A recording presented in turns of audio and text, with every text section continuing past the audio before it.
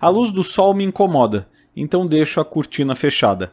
A pequena citação da música Televisão dos Titãs pareceu uma escolha apropriada para abrir o 43º episódio da Mosca, um espaço para a gente discutir política nacional, internacional e nossa sociedade, e que tem hoje em seu cardápio uma sopa. A gente discute a Coreia do Norte, o enfrentamento da pandemia no país e, sobretudo, o peso da verdade. O sol pode até ser tapado pela cortina fechada, mas a que custo, hein? Mas antes da gente começar, vale agradecer você pela sua companhia. Siga a Mosca para não perder nenhum novo episódio e compartilhe o nosso conteúdo com seus amigos. Dito tudo isso, ouvidos atentos e cabeças abertas que a Mosca vai decolar.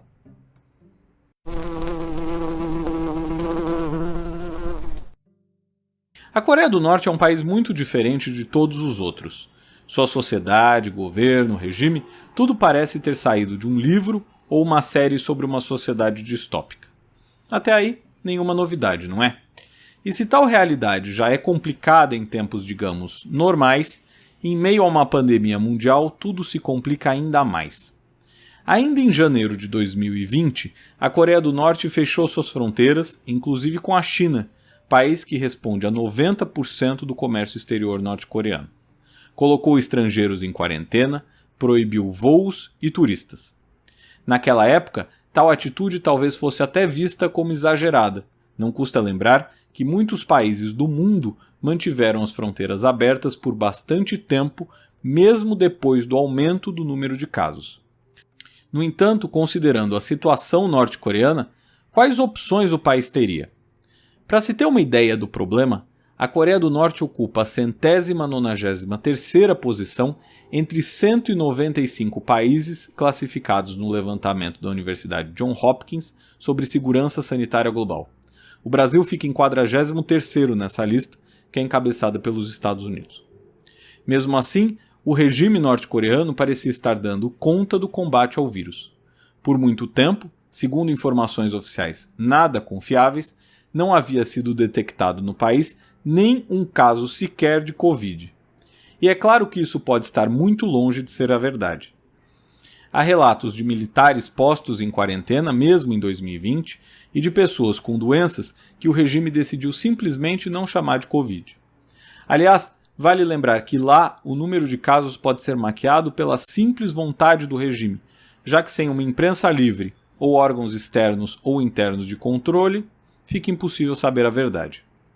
Fato é que desde o início da pandemia, a Coreia do Norte trabalhou como se a sobrevivência do regime do ditador Kim Jong-un dependesse da contenção da crise.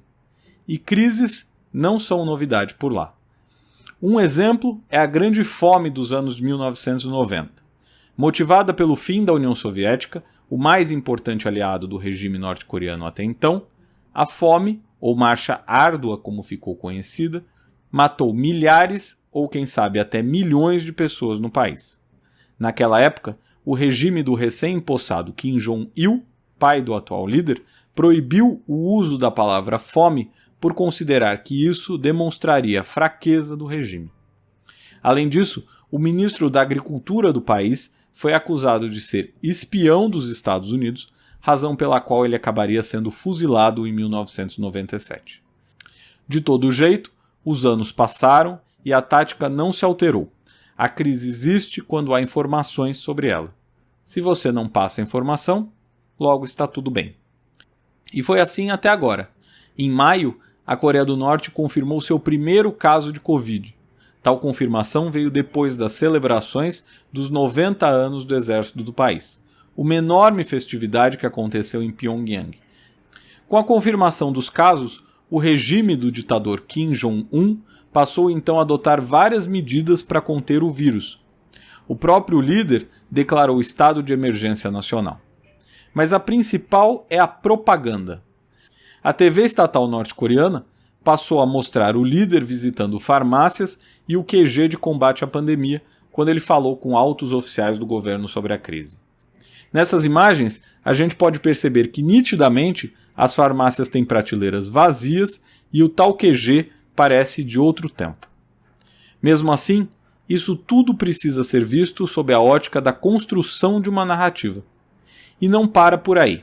Como a Coreia do Norte decidiu oficialmente não receber, nesses 2 anos de pandemia, nenhuma ajuda externa, o que inclui vacinas, inclusive as chinesas, suas opções agora são poucas. Entre elas, um lockdown severo, que seguramente agravará ainda mais a crise alimentar do país, e medidas paliativas, que já estão sendo implementadas, como a limpeza dos locais públicos e, pasmem, a recomendação de chás e remédios caseiros e gargarejos com água e sal.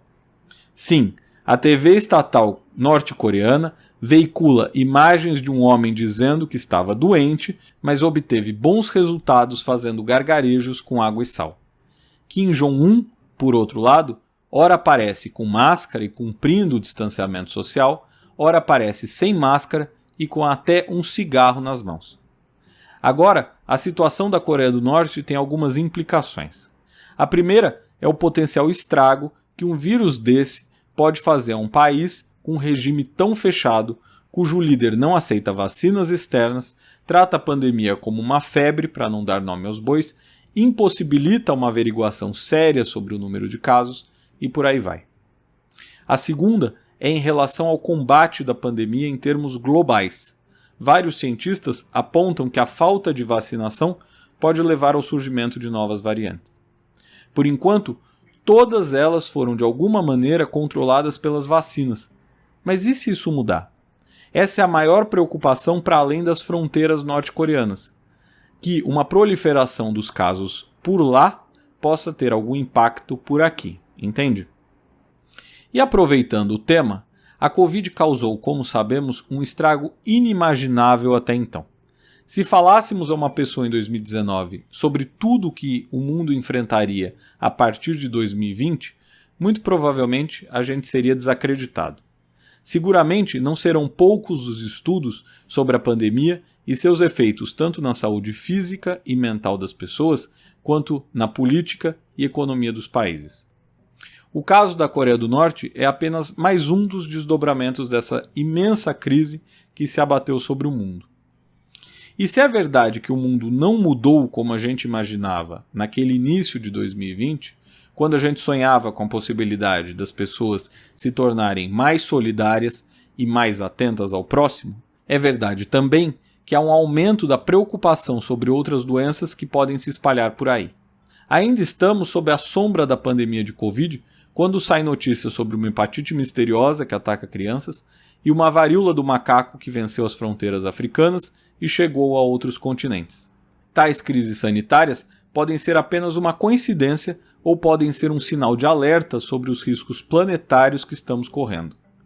O vídeo de Bill Gates, que viralizou em 2020 e que pareceu prever a pandemia, que está disponível no TED caso você queira ver, não tratava do coronavírus, mas sim da ameaça de doenças transmissíveis para a humanidade. E há muitas razões para preocupação. Um aumento crescente da população, que leva a uma maior devastação de florestas, a um consumo de animais silvestres ou mesmo a uma produção de carne com animais sendo colocados cada vez mais em espaços menores, o que permite o surgimento de doenças assim, e que podem se tornar planetárias à medida que a globalização acaba por facilitar a disseminação delas. Por fim, como pano de fundo para tudo isso está o aquecimento global, que é um desafio ainda maior do que a pandemia que enfrentamos e cujos danos não temos ao certo como precisar. E que mesmo dando cada vez mais sinais de alerta, segue sendo tratado sem o devido cuidado por governos, autoridades, empresas e cidadãos, que preferem seguir acreditando que medidas paliativas darão conta de mudar a realidade. Chá e gargarejo podem até convencer cidadãos norte-coreanos, já que eles estão em um mundo controlado pelo regime, sem acesso à informação ou ao contraditório. Mas e quando a gente sabe a verdade?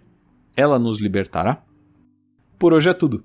Se você curtiu esse episódio, não deixe de seguir e compartilhar com seus amigos. A Mosca volta na semana que vem.